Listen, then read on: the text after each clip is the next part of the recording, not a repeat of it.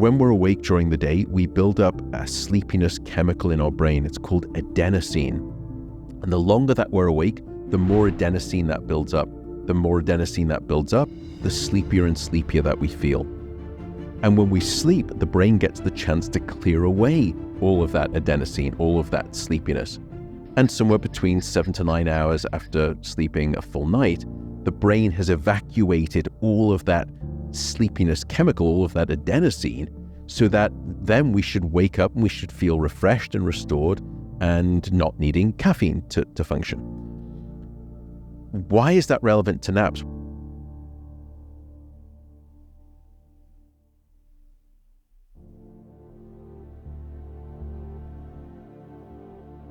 So we've done lots of different studies with naps, we and other colleagues too.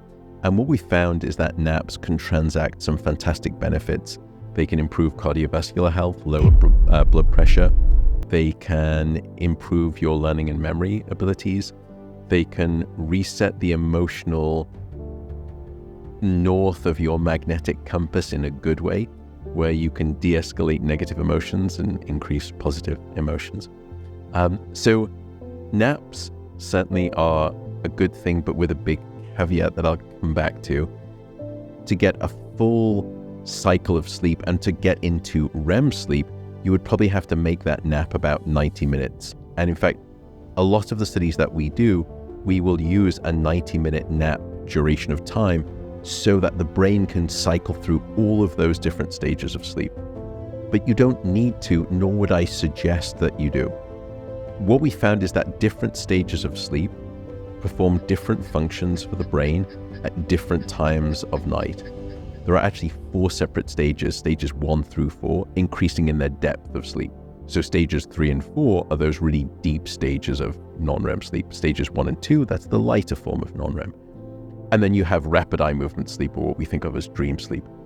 And people will sometimes say to me, how do I get more REM sleep, or how do I get more deep sleep? And my response to them is, why do you want to get more REM sleep? And their answer is, well, isn't that the good stuff? And it turns out that there is no good stuff. It's all good stuff. Maybe with the exception of that light stage 1 non-REM sleep, that's shallow sleep, and we typically don't like to see too much of that. But stage 2 non-REM sleep, 3 and 4, they all have their different functions that we've discovered, and REM sleep has its functions.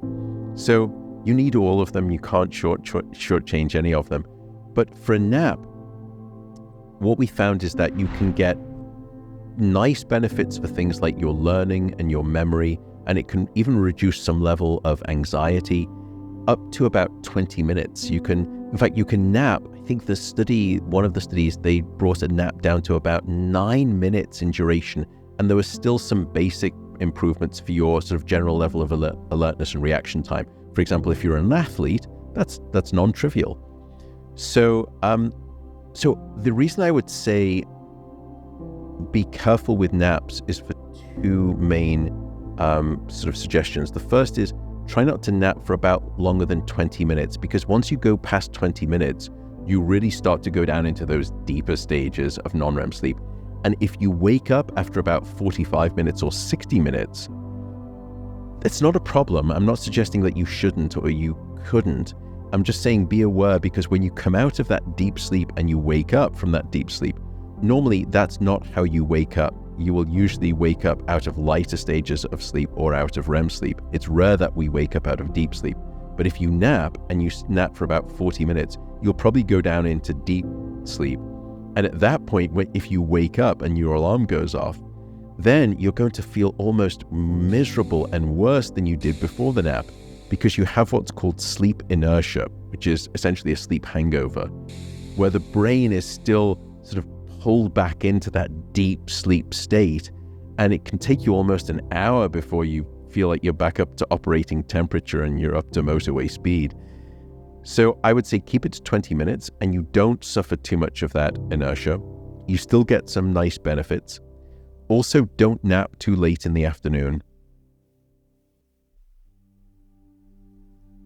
Also, the final part is, if you are struggling with sleep at night, if you're someone who has insomnia or sleep difficulties, do not nap during the day.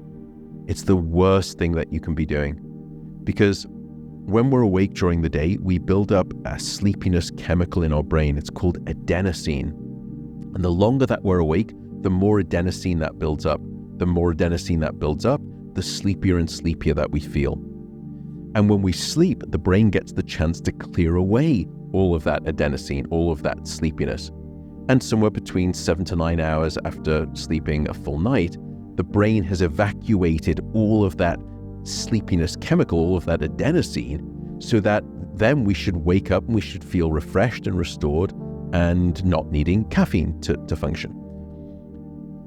Why is that relevant to naps? Well, it's relevant to naps because when you take a nap, it's like a pressure valve on a cooker.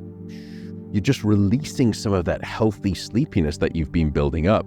And therefore, if you are struggling with sleep at night and then you nap during the day, it's terrible because you're taking away all of that healthy, good weight of sleepiness that we've been trying to build up on your shoulders to give you the best chance of a good night of sleep.